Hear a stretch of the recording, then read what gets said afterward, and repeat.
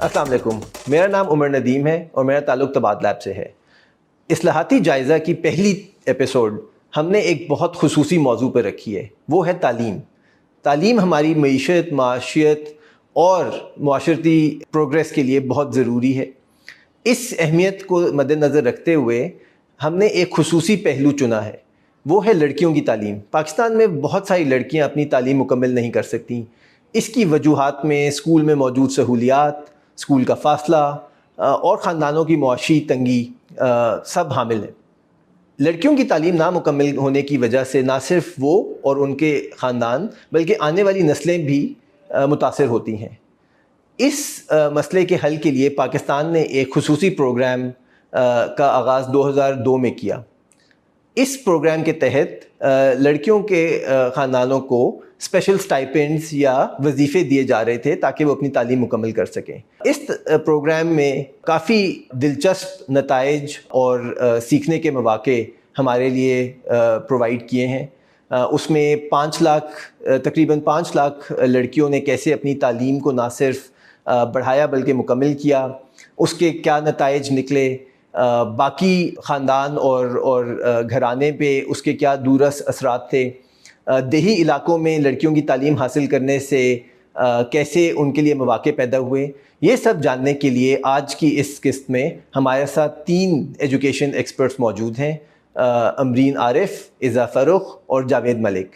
امرین عارف پاکستان کی ایک نمایاں ماہر تعلیم ہیں۔ پچھلے 2 دہائیوں سے وہ پاکستانی حکومت، ڈیولپمنٹ پارٹنرز اور نجی اداروں کے ساتھ تعلیم اور تعلیم سے متعلق بہت سی پالیسیز، پروگرامز اور اصلاحات کا حصہ رہی ہیں۔ ان کا تجربہ پاکستان کے سارے صوبوں اور فیڈرل ٹیریٹریز میں لڑکیوں کی تعلیم، ٹیچرز کی ٹریننگ اور ریکروٹمنٹ، اسکولز کا انفراسٹرکچر اور گورننس کے مسائل پر مشتمل ہے۔ ایزا فروخ ورلڈ بینک میں سینئر ماہر تعلیم ہیں۔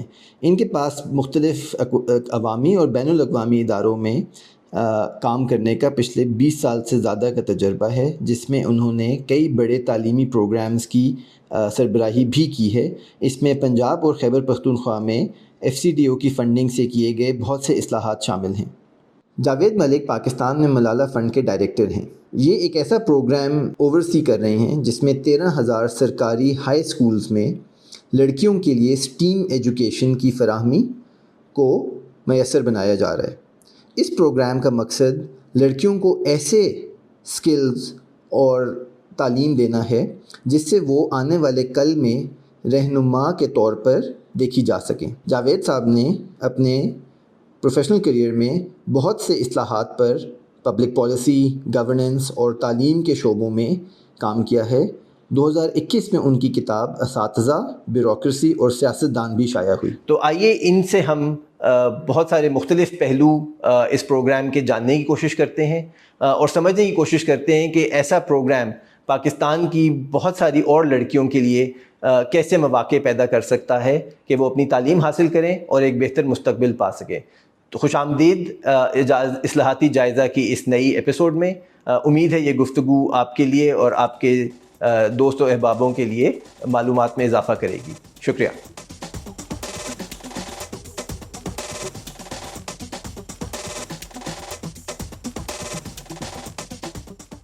شروع جو ہے وہ شاید میں امرین سے اس لیے کروں گا کیونکہ آپ تینوں میں سے سب سے پرانا میرا پروفیشنل تعلق جو ہے وہ ایکچولی امرین کے ساتھ ہے۔ جب میرے تھوڑے بال بھی زیادہ تھے اور اتنے سفید نہیں ہوئے تھے، we both used to work at DFID, Amreen. This is the early 2000s, and اس زمانے سے اب تک we've had quite a convergence of ideas about. In fact, I've learned so much from you. Convergence تو تب ہوتی جب میرے اپنے آئیڈیاز ہوتے، آپ سے ہی سارا سن کے سیکھ کے جو ہے آگے ہم چیزیں جو ہے وہ اچھی چیزوں کی ایڈوکیسی جو ہے ہم نے کی ہے۔ یہ جو پنجاب میں پچھلے 20 سال میں ہوا ہے، یہ کیوں ہوا؟ Like one of the questions I think that we want to answer is, where does reform come from?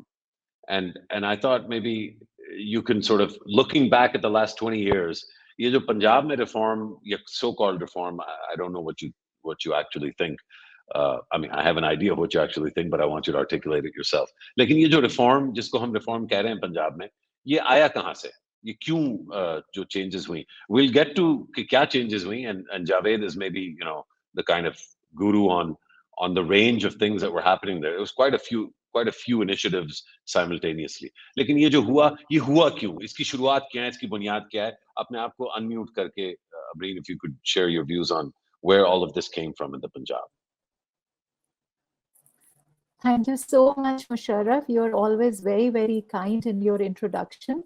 So, but without, going too far back, you said you wanted to start like 2003. I'll bring it a little forward. I think the reforms came at a very good time, where the development partner, the bureaucracy, and the political leadership seemed to be on one page. So the reforms that were thought through, and initially in Punjab, it was most of it was कि बच्चों को स्कूलों में लेकर आना है, school की हालत बेहतर करनी है. तो इफ यू रिमेम्बर, एक हमने मॉनिटरिंग एंड इवैल्यूएशन ऑफिसर्स का एक पूरा केडर जमा किया. वो स्कूलों में जा रहे थे, वो देख रहे थे कि स्कूल में वॉशरूम है कि नहीं, बाउंड्री वॉल है कि नहीं. और वो भी बड़ा एक इंटरेस्टिंग रिफॉर्म था, क्योंकि उससे school started becoming visible when people started, and Punjab has a large number of schools, so it was not very easy to have a monitoring system that was managed at the provincial level. So having these people at the district level and starting a reform program that made the school visible, कि school के अंदर क्या हो रहा है, बच्चा school में है कि नहीं है, infrastructure है कि नहीं. Initially, it focused on two things: school infrastructure and getting the children into the schools. But 2009 onwards, I think once there was a significant population of children that at that time we felt had entered the school, there was a more sophistication that added to the school reform. और वो sophistication ये थी कि governance को देखो, teacher training को देखो, why aren't the girls going to the school? So can we add school stipends to that?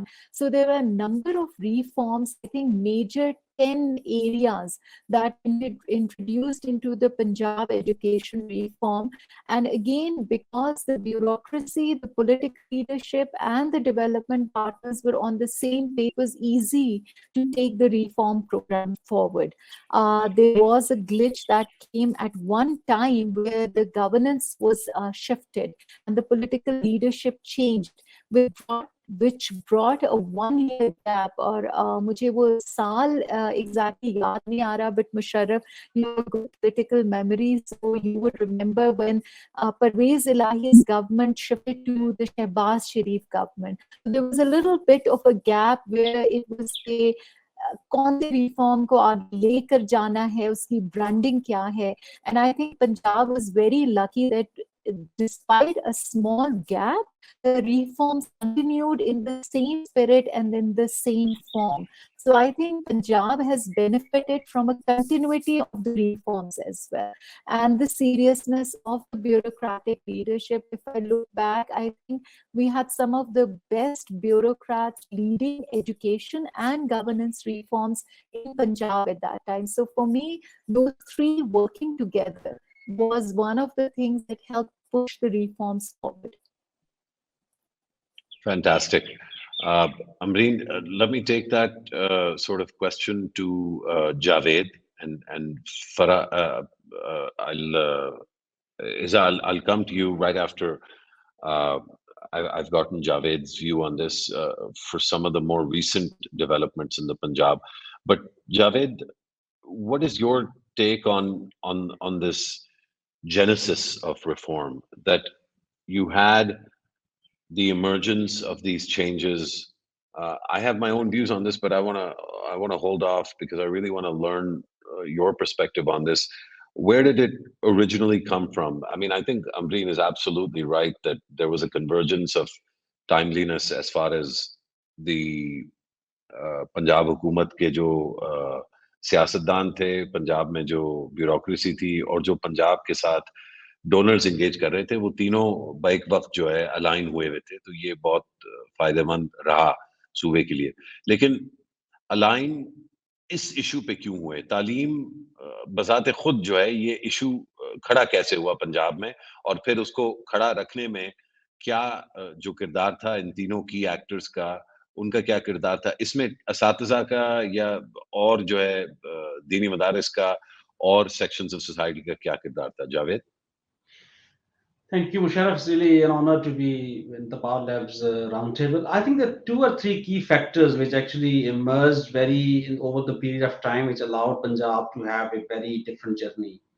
The first is the nature of electorate really changed in Punjab with expectations better governance. I remember there's a book in 1997 by Andrew Wilder on Punjabi voter, and his argument was his entire electorate is voted for delivery in 1997. I mean, so therefore, there's already enhanced expectations from the electorate for the politicians to do more, and I confirmed that from politicians also increasingly from priorise team and later with the Chief Minister Shehbaz Sharif's team also. And they say that, they had always this nagging feeling that they have to go back to the electorate and they'll be very demanding and we have to do something. So that's the first factor, I think, which was the fundamentally important factor. The second is very sophisticated programming by the World Bank from 2002 onward, because they kind of started the system approach as opposed to the project approach, which was 90s thing. And the systems approach then allowed them to develop programs with bureaucrats, and they embedded the program inside the bureaucracy, and that allowed kind of a group of bureaucrats to really own the reforms. And therefore, I'm being mentioned that after 2007 to 9, when bank wasn't really funding it and there was a gap, these kind of key bureaucrats were able to protect the reform. So there's something that means that when you actually adopt a systems approach, work inside the system, work with key bureaucrats, then you kind of develop reform champions, which actually then protected the reforms to kind of move over. The third bit is, I think, this increasing focus on the results agenda. In 2009, I remember when Andrew Mitchell became the Secretary of State, he actually completely changed the deficit narrative upside down by bringing results as focus. And there's a lot of pressure on deficit to deliver against numbers as opposed to just programming. All of these three things actually then allowed donors and governments also to converge on programs which actually were very, very focused on results and wanted to kind of do more. So I think that was the basic, I would suggest that the basic edifice or the basic foundation of the reforms. Later on, teachers by that time, I mean, they didn't have any agency in terms of informing the reform. It's still an elite capture with a lot of kind of DMGs and the seal bureaucracy, people like us and deciding reforms. But I think in a way, over a period of time, when you started hiring teachers on merit, that was a fundamental break from 80s. And in 2015, I remember that we hired 100,000 teachers in Punjab, which replaced roughly 25% of the workforce. Now, once you bring in such a large number of young people in the schooling system, it changed many, many schools and it removed the multi-grade teaching at that particular stage. So, I mean, altogether, later on, I mean, it became a very mainstream thing that Punjab have started hiring teachers on merit, and that created a lot of kind of positive goodwill. Not in the technical side. Technically, we knew other things also, which is and other colleagues will learn. But in public imagination, the fact that you're having young people being hired on merit in such a large number, serving in schools, bringing new culture, new language, altogether created an agency for the reform, which then we can speak more about the role of chief ministers and the political oversight. It also became quite different. But I mean, the fundamental question was from where it came from. So I think I probably wanted to just focus on that. No, that's an excellent response, Javed, and really, really enlightening. I think especially the point about the signaling that the merit-based recruitment and the NTS teachers, the signaling effect of that large-scale recruitment is a profound sort of insight, and of course, I expect nothing less. ये सब कुछ हो रहा है, मतलब एक transition तो 2007 से लेके 2009 तक हुई, एक और ट्रांजिशन फिर जो है, फिर मेरे ख्याल है 10 साल तकरीबन स्टेबिलिटी रही. It was the same government in the Punjab, the PMLN government from 2008 till 2018. फिर 18 में हम एक शिफ्ट देखते हैं, there's a big shift in the focus. There's this talk about the single national curriculum, and it's just a different political leadership. Uh, would you argue, what would your perspective be कि ये जो changes थी पहले वाले पे तो अमरीन ने भी कहा, and I think it's absolutely right, that there was a bit of a glitch, but things got back on track, and then actually they built on that. The first generation was 2003 to 2008, second generation was 2008 to, I would say, 2012, and then 13 onwards was kind of the third generation, and then of course we had this change in 2018. How do you see that period over the last 4 or 5 years? What, was the Punjab able to maintain the pace of what it was doing? Uh, I know there's a couple of things that were really innovative, that were new, that improved. But I also think there's plenty of people who feel कि काफी चीजें जो है उसमें backsliding भी हुई है. What would your perspective be on how the reforms in the Punjab fared 2018 onwards? Thank you, Musharraf. That's actually a question that we deal with almost every day at work when we talk about Punjab.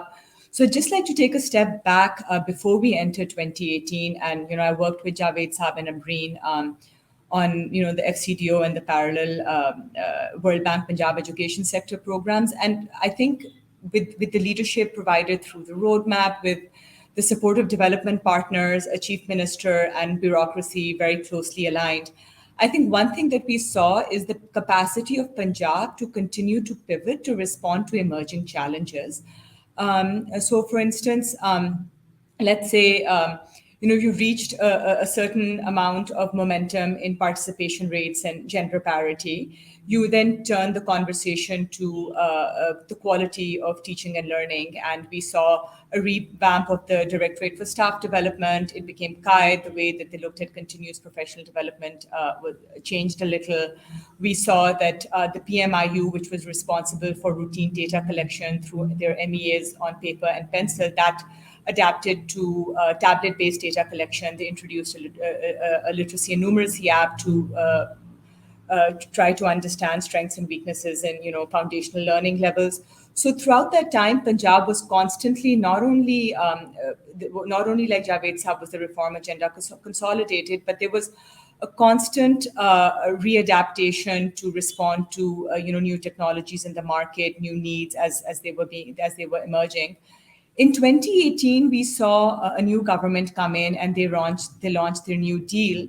If I were to talk about the New Deal, I'd say that it was continuing a lot of the original reform agenda, but maybe wrapping it in a different colored wrapping paper. So the essence of the reform was the same, but we saw that the way it was presented was a little different.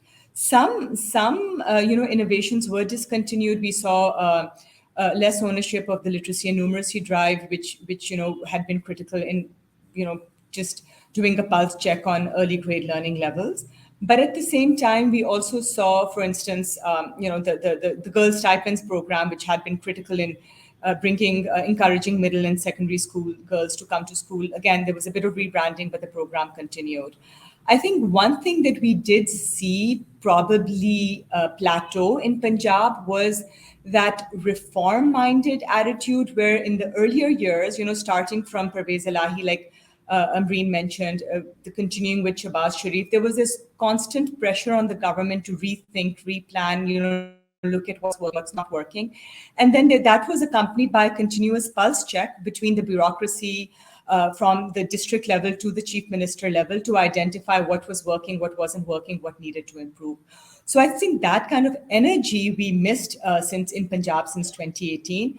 But we'd like to say that, even without that high level ownership by the chief minister, we did see some reforms. For instance, the classroom observation tool, the role of area education officers was transformed.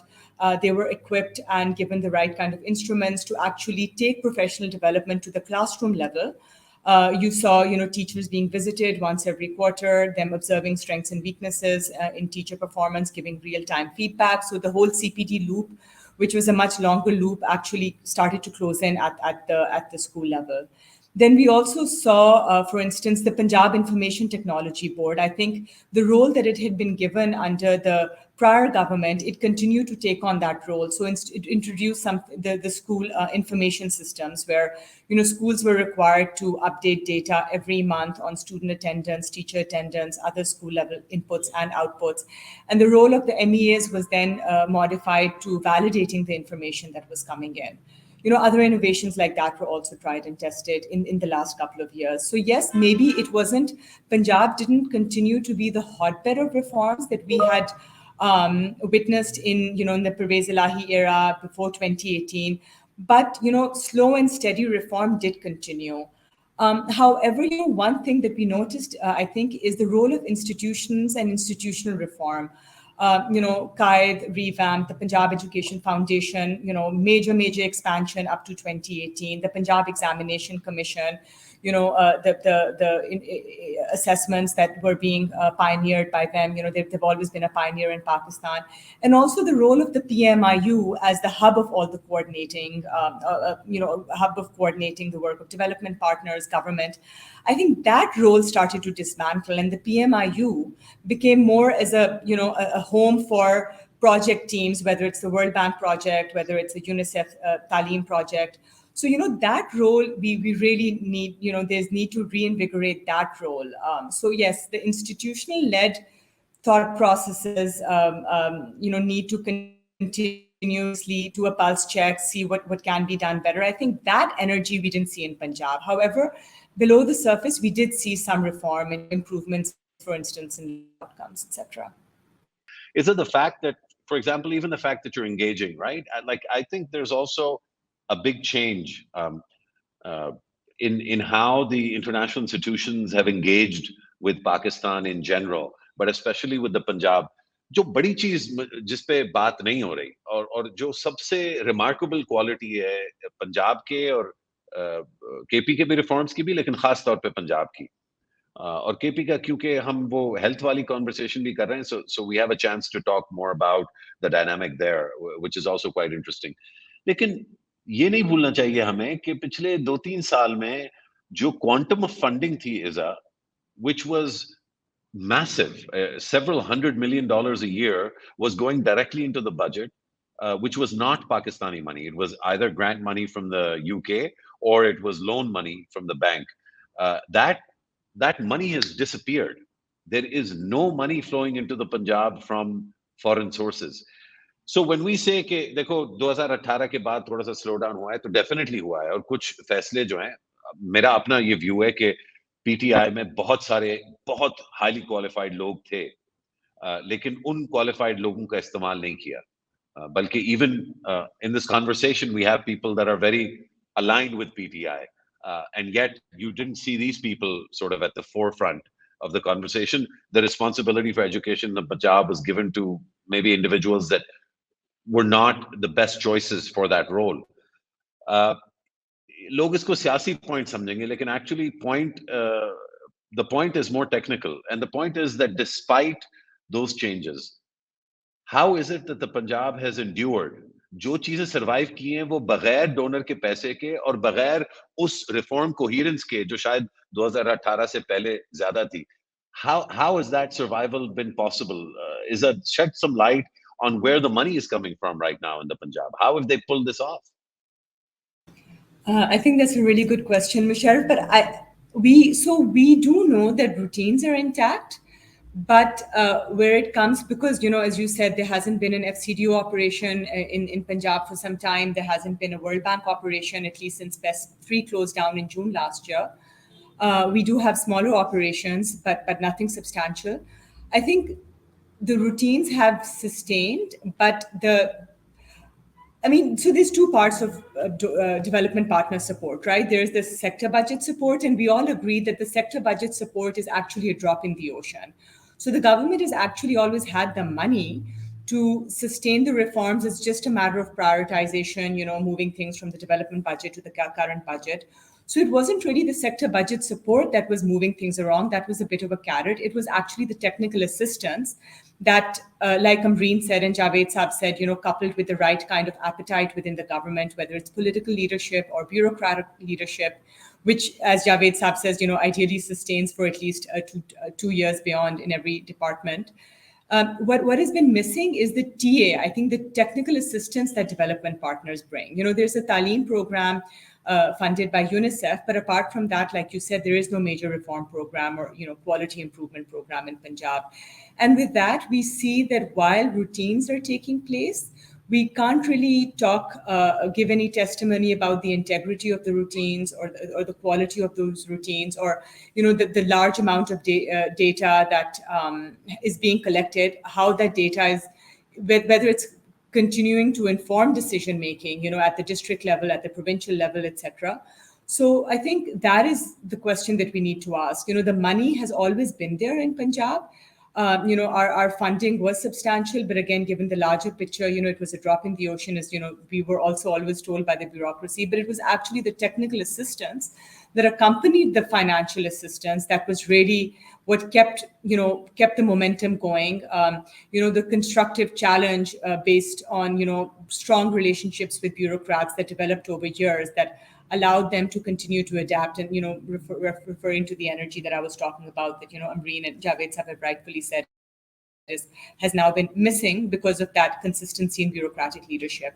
So again, I don't think money has ever been the problem, for instance, especially when it comes to infrastructure, right? When you're increasing supply of schools, the bank for a very long time has not funded infrastructure. FCDO funded improvements, in missing facilities, etc., and through one of their projects, but that is the largest chunk, right? Your teacher salaries. We see that 90% of the budget of all our provinces go to these recurrent costs that the government was always bearing on its own, with or without development partners. I think the reform that was coming in through these programs is what, yes, there has been a lack of that. And like Javed Saab is saying, capabilities, historic path dependence, that has helped continue the routines that were set into motion to quite an extent. But the integrity, the quality, and the use of those routines to inform constant improvements, I think that is a weakness that we've witnessed in Punjab in the last year or so. Amreen, the kind of changes that have already taken place haven't really, and this is the hard part of the conversation. So for the next few minutes, it'll be a little uncomfortable because, and this will not be a surprise to any of you. I mean, despite हम बात कर रहे हैं कि पंजाब में reform हुआ और हम acknowledge कर रहे हैं बहुत अच्छा हुआ, हम ये भी कह रहे हैं उसमें इतनी कशिश थी और इतना internal उसकी energy थी that it was able to sustain across multiple political shifts and changes. And yet Punjab is not in a good place as far as education writ large. Learning outcomes are still horrendously poor.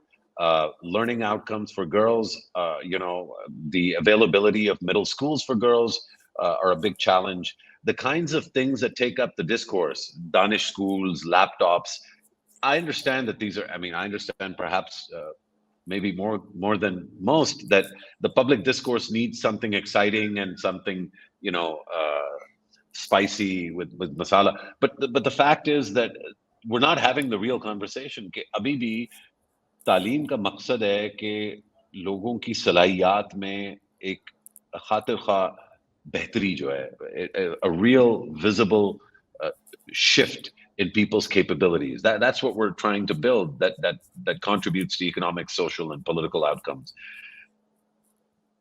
जब कोई इस conversation को सुनेगा तो we don't want them to take away the notion somehow कि ये क्या बातें कर रहे हैं, हमें तो पता है पंजाब में बहुत बुरा हाल है. So just help bridge the gap between these two kind of realities. इतना सारा reform हुआ है, इतनी clearly अच्छी चीजें हुई हैं, लेकिन हालात अभी भी इतने खराब है. तो एक तो उसको explain करें और फिर ये बताएं कि आगे जो है what is the way forward. ठीक, मुशर्रफ देखें, तालीम के जो ताने बाने जोड़ने पड़ते हैं ना, वो बहुत अहम है कि बच्चा क्लास में सीख क्या रहा है. वो उसको जोड़ने के लिए आपको कोई एक रिफॉर्म या दो रिफॉर्म नहीं चाहिए, आपको एक कंटिन्यूटी ऑफ ऑल रिफॉर्म्स चाहिए. ٹیچر ہائر ہو, صحیح ٹیچر ہائر ہو, اس کی ٹریننگ ہو, اس کی اکاؤنٹیبلٹی ہو, کتاب ٹھیک ہو, کتاب میں جو کانٹینٹ ہے وہ اس طرح کا ہو کہ بچہ اس سے سیکھ سکے, جو بچہ سیکھ رہا ہے اس کو صحیح طور پہ اسیس کیا جا سکے, جو اس کو اسیس کیا جا رہا ہے اس کو استعمال کیا جا سکے. تو یہ پورا ایک سلسلہ اور ایک تانا بانا ہے آف ایجوکیشن ریفارمس کا. انفارچونیٹلی ہمارے ملک یہ آپس میں یہ جو ڈاٹس ہیں یہ کنیکٹ نہیں ہو رہے ہیں. آپ دیکھیں پچھلے بہت سے سالوں سے ہم لوگ بہت سوفسٹیکیٹڈ ریفارمس کر رہے ہیں, چاہے وہ ٹیچر ٹریننگ کے حوالے سے ہوں, چاہے وہ گورننس کے حوالے سے ہوں, چاہے وہ کسی اور ان کے, تو اگر آپ کسی بھی ملک کے ساتھ اس کو کمپیئر کریں تو یہ بڑے سوفسٹیکیٹڈ ریفارمس ہیں. لیکن سارے ڈاٹس جب تک آپس میں کنیکٹ نہیں ہوں گے تو ہمیں کوئی فائدہ جو بچے کی تعلیم میں نظر آنا چاہیے وہ ہمیں نظر ہی نہیں آ رہا. کیونکہ ٹیچر تو بہت اچھا ہائر کر لیا لیکن وہ اسکول نہیں جا رہا. اسکول کیوں نہیں جا رہا؟ کیونکہ پولیٹیکلی افیلیٹڈ ہے. اچھا آپ اس کو اسکول بھیج دیا تو وہ پڑھا نہیں رہا کیونکہ وہ کہتا ہے ٹیوشن سینٹر آ جاؤ. تو اکاؤنٹیبلٹی کیوں نہیں, کوئی نہیں ہے جب اس ٹیچر کی پرفارمنس جو ہے وہی اس پہ میجر نہیں ہو رہی کہ اس نے ڈلیور کلاس میں کیا کرنا ہے اور ایگزام کے ریزلٹس اس پہ نہیں آ رہے. تو یہ ساری چیزیں جو ہیں ایک چین کی شکل میں ہیں اور وہ اس کا آؤٹ کم ہے بچے کی اچھی سکلز. تو وہاں تک ہم نہیں پہنچ سک رہے کیونکہ یہ ڈاٹس آپس میں نہیں مل رہے. پچھلے کچھ جو چند سال ہیں ان میں جو ہمارے بڑے دو ڈسٹریکٹرز تھے, ایک ہمارا بڑا ڈسٹریکٹر کووڈ تھا جس کی وجہ سے سکولز بند رہے. جو ہم آگے چلے تھے وہ ہم کافی حد تک رک بھی گئے, لوگوں کی اکنامک سچویشنز بدلی تو جو لوگ اپنے بچوں کو اسکول بھیج رہے تھے وہ تھوڑا سا پیچھے بھی ہٹے. تو یہ ایک ڈسٹریکٹر تھا. اور دوسرا جو سب سے بڑا ڈسٹریکٹر تھا وہ سنگل نیشنل کریکولم تھا. ہم نے پورے ملک کو ایک ایسی ڈبیٹ میں پھنسا دیا جو میں یہ کہوں گی کہ ایک لا حاصل سی ڈبیٹ تھی. اگر آپ انگریزی کی کتاب پنجاب کی اٹھائیں پچھلے سالوں کی, you will find that it is much more suited to a country with English as a second language. Single national curriculum نے ایک ایسی کتاب انٹروڈیوس کرا دی, if you look at it in the early grades, it is even difficult for children of English as a first language. تو یہ جو ایک میں یہ کہوں گی جو ایک کھچڑی آف ریفارمز بنتی رہی ہے یہ ہمارے لیے بڑی پرابلمٹک رہی ہے. جب تک یہ ہم ڈاٹس ایک اسموتھ وے میں آپس میں کنیکٹ نہیں کریں گے ود گورننس اینڈ اکاؤنٹیبلٹی, اچھا ٹیچر ہائر کرنا اور اچھی ٹریننگ دینا بالکل کوئی معنی نہیں رکھتا. So I'm really glad you said everything that you did. Although it might be a little rough, but that's fine. We're trying to have an informed and a fair conversation. So even if it's rough, I do think that's quite fair. My own position, Javed Sab, as you and I have discussed many times, is that there are some fundamental, wider sort of issues in our discourse that we haven't really learned how to talk about properly, which is why we keep struggling through this cyclical kind of quasi-reform, not reform, quasi-reform, not reform. ایک جو بڑا اور بہت obvious اس کا element ہے وہ local governments ہیں. Schools are not cost centers even. So schools are not schools. Schools are extensions of the will of the Secretary of Education. اب پنجاب میں 53,000 اسکول ہیں اور 53,000 اسکولوں کو چلانے کے لیے 4 لاکھ تقریباً جو ہے پبلک اسکول ٹیچرز ہیں اور سارے کے سارے مینج ہوتے ہیں ایک ڈپارٹمنٹ سے. تو the idea of a school being a school, school تو اسکول ہے ہی نہیں, اسکول تو ایک ایکسٹینشن ہے. It's not even treated as a cost centre. اب یہ جب آپ کی گورننس ریالٹی ہوگی تو اسکول میں بچے کی لرننگ آؤٹ کمز پر فوکس کرنا from the distance that the Secretary of Education is doing it. And I'm not speaking of one Secretary of Education. The idea is this centralized system that is being run in all 4 of our provinces. اس system کے ہوتے ہوئے جو existing reform package یا set ہے, جو changes ہیں, can they be translated into the kind of leap forward that we need in terms of learning outcomes? Or is it invariable and inescapable that we need to change public financial management systems, local government systems, in order to get to a place where these reforms will become really, really meaningful? Javed? अच्छा मुशर्रफ साहब, इसमें ये है कि जो learning levels है ना, वो decentralisation of powers to communities से नहीं इम्प्रूव होंगे। वो होंगे जब हेड टीचर्स को आप डिसेंट्रल करेंगे पावर्स। तो ये इम्पोर्टेंट बात है, क्योंकि बाज़ औक़ात people like us who also are big kind of advocates of decentralization sometimes forget that the actual capabilities to improve the learning levels lies not with the school council's head or the village head, but actually with the head teacher. And that is where I think my own last 20 years of entire experience now tell me that our core client for future reform should not be secretary education or district commissioner or whatever. It should be the head teacher, because unless you don't empower them, give them money, treat them well, put them in actual proper training courses, और अभी इस पे paper है हिंदुस्तान से, important papers हैं जिस पे उन्होंने पूरा आरसीटी रन किया है कि भाई कैसे लेकिन Javed, sorry, just to connect what you're saying with what I was saying, देखें हेड टीचर जो है वो वैक्यूम में तो उसके साथ एंगेज नहीं किया जा सकता, तो उसकी लोकस स्टैंडाई होना जरूरी है। मेरा जो मैं लोकल गवर्नमेंट की बात कर रहा था, मैं कह रहा था कि लोकस स्टैंडाई तो अभी सिर्फ सेक्रेटरी एजुकेशन ही है ना, जो तालीमी महकमा तालीम है वो locus standi. We have to change the locus standi so that the school becomes the locus standi. So I think you and I are saying the same thing, that the head teacher is actually the fulcrum of reform, no?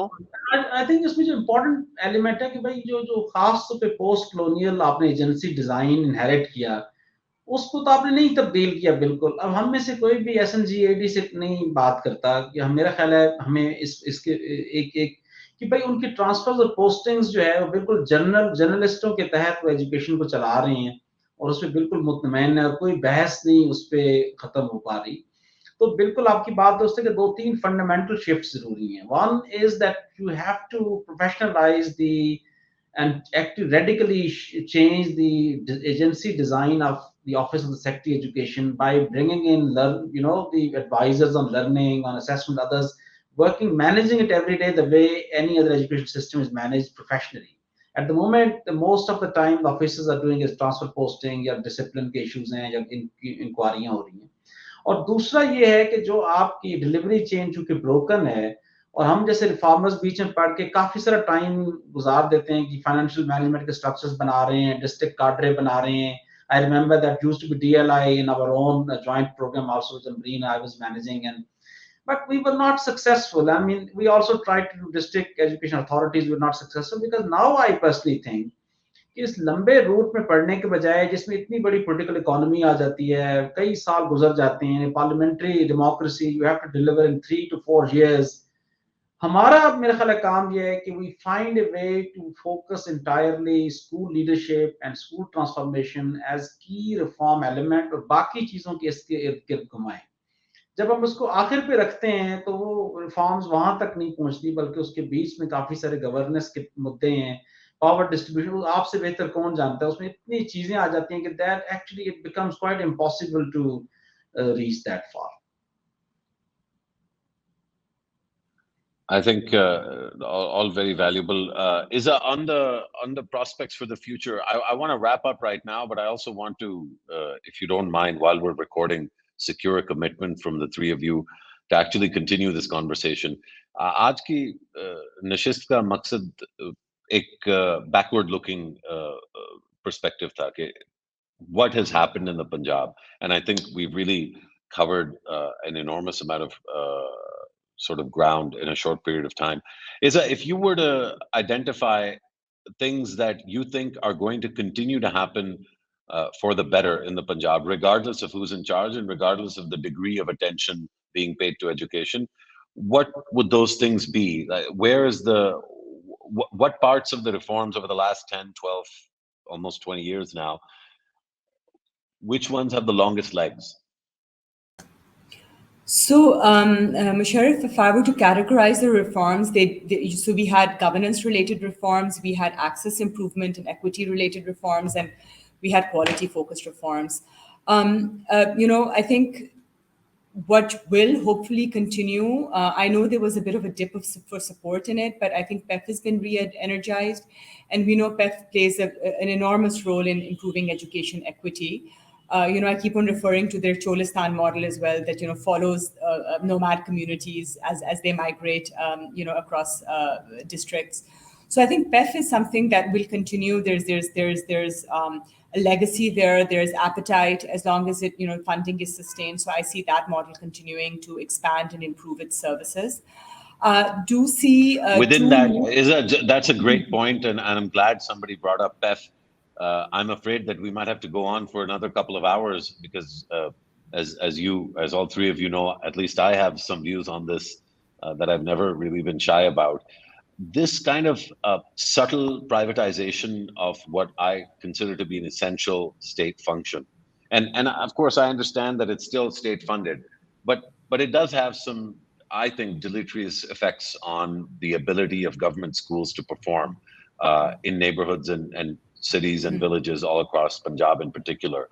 How do you see that debate shaping? Let's not get into that debate, but do you see, because, for example, recently we had Dr. Miftah Ismail, share his view on, which is a very PEF view, which is that, we got to provide vouchers and help people make choices on this front rather than continuing to invest in a public sector that doesn't work.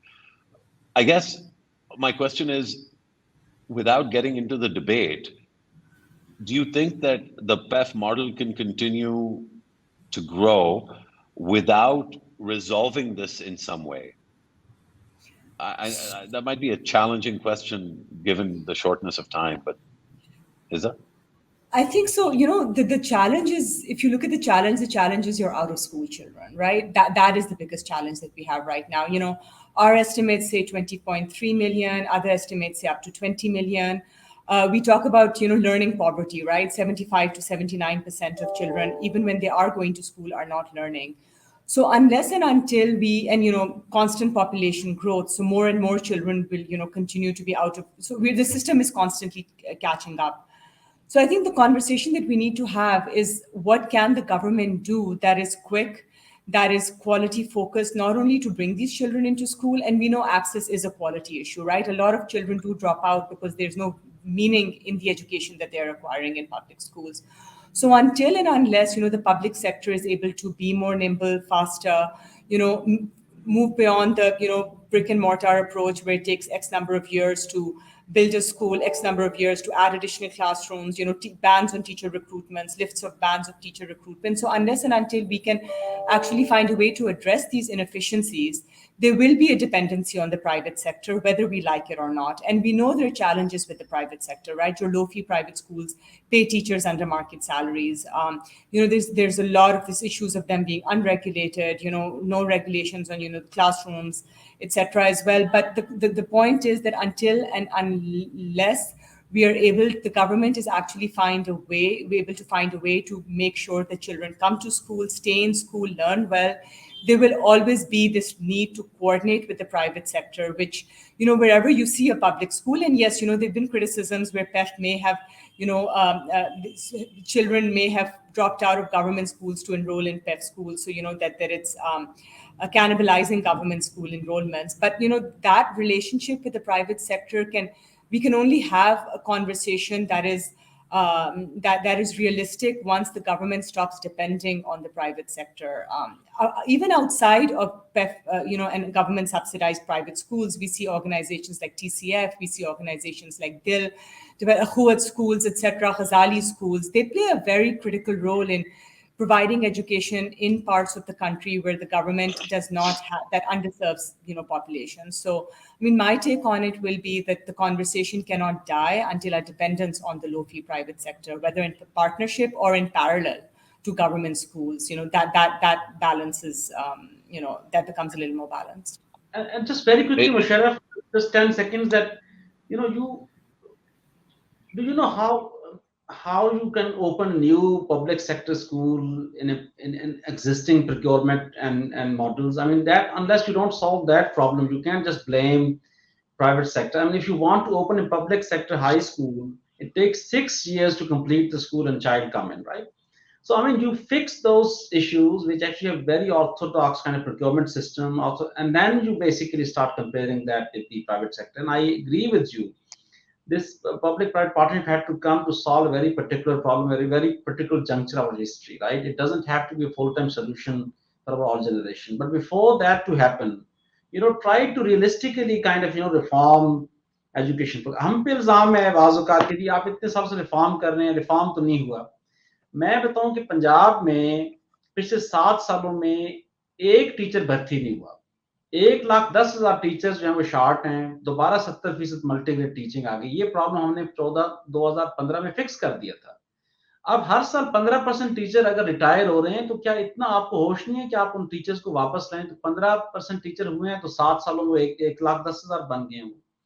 तो बाद में जब अक्सर बड़ी meetings में bureaucrats पे, भाई आपने क्या किया? भाई आपने उस चीज को एक दफा गाड़ी फिक्स कर दी, उसको आपने सर्विस करना होता है, तब वो उस सतह पे रहता है, वरना इट लैप्सेस बैक एक्चुअली। सो ये एक मसला है जो अब दोबारा बाबर मरीन से पूछेंगे कि भाई आपने क्यों नहीं एक प्रॉब्लम एक दफा फिक्स किया, उसको मुसलसल आपने मेंटेनेंस करनी है, उसकी इंटीग्रेशन ठीक होनी चाहिए, लिंकेजेस ठीक हो, तब जाके वो डिलीवर होगा।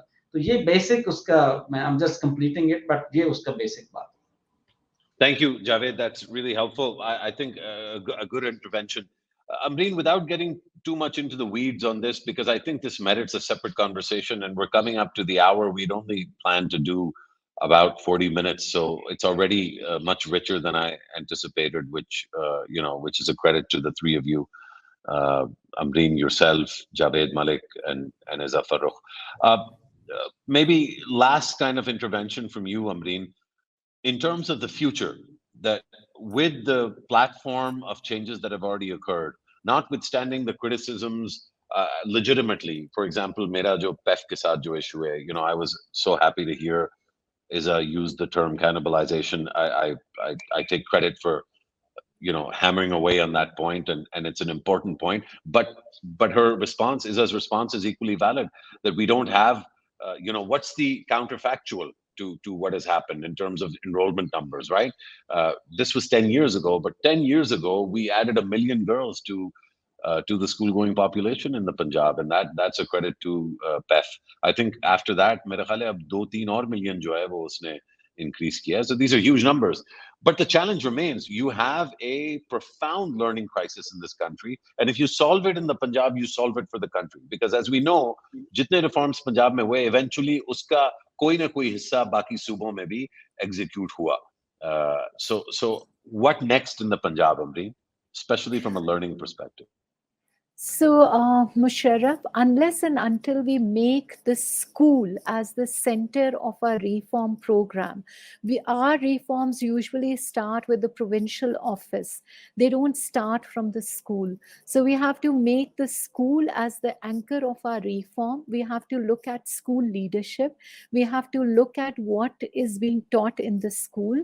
And unless and until we start from there and do a targeted reform program, हम बड़े प्रोग्राम बनाते हैं, हम कहते हैं हम सारे बच्चों को स्कॉलरशिप देंगे, हम सारे बच्चों के लिए किताबें मुफ्त कर देंगे, वो उसमें हमारे रिसोर्सेज इतने ज़्यादा लग जाते हैं कि हमारे पास फिर क्वालिटी इंटरवेंशन के लिए कुछ बचता नहीं है। आप अभी भी देखें तो Punjab has a huge education budget that is funding salaries of teachers, it is funding free textbooks, it is also funding school stipends, and Punjab Education Foundation is also getting money from the government's budget.